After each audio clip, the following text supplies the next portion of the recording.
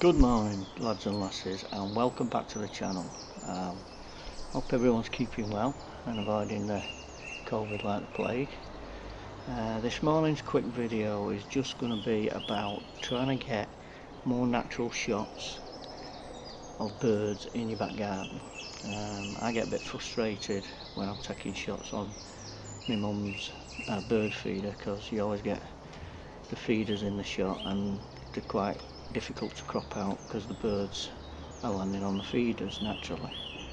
So I'm going to go through a few tips on how to set up more natural settings for birds in your back garden, because as you know, we can't move about at the moment. We're still in lockdown. You're not supposed to be going out gallivanting around the woods and stuff. You can go out for exercise, but if you see with a camera or a pair of binoculars, they'll have you up before the beak. So this is just a way of getting more natural shots.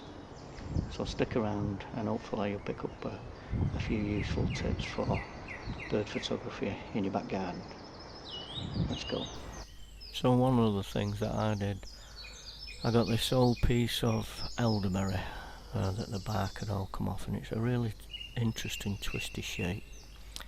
I then drilled about 30 3/4 inch holes in it with a electric drill and a zip bit. Obviously you've got to be careful using these things, so don't cut off any fingers or drill through your leg or anything. Use the appropriate PPE. And then I just stuffed them with food, and within a few days the birds started using them. And if you use these in conjunction with feeders, you can gradually stop using the metal feeders and use these more natural feeders. The birds will get used to it and they will eventually come just to the natural feeders. So it's worth thinking about how long you take. You want to do it over probably a couple of weeks. They may start using them straight away, they might be a bit more cautious. There was in my case, but eventually they come round and they start using them, and the shots always look better on these natural pieces of wood.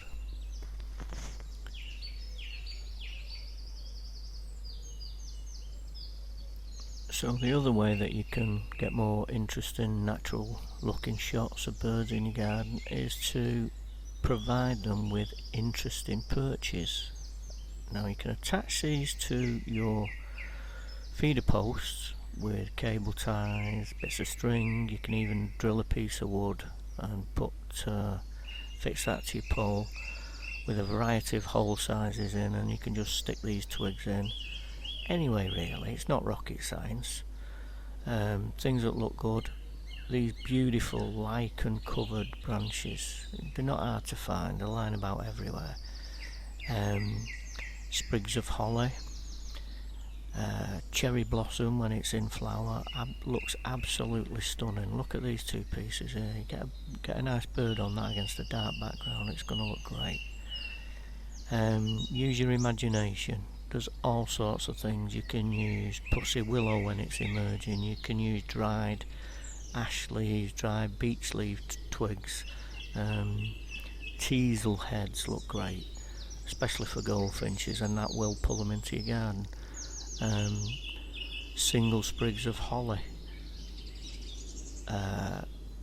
any flowering shrub, forsythia or flowering currant looks great. There's all manner of things that you can just use, and bulrushes, looks great. Bit of gorse, anything really. Mossy branch, if you go in a wet area and there's lots of mossy branches, just bring a bit home and put it on your feeder. The one thing to remember though is when you're doing these is keep changing these things around, make it fresh, keep it interesting. Otherwise all your photos are going to be on the same branch, different bird, different day, different pose, but the same branch, and this could soon start to look a bit samey. So keep changing it around, keep it fresh, keep it vibrant, and I'm sure you'll get a lot better, more natural photos than birds on your feeders. So there you go, give it a go. So that's it. I hope you enjoyed the tips and you give them a try at home. Thanks for watching. Give us a thumbs up if you can, and subscribe if you feel like it. It just helps me make more videos in the future and hopefully get a bit better at them and pass on a few more tips. Take it easy.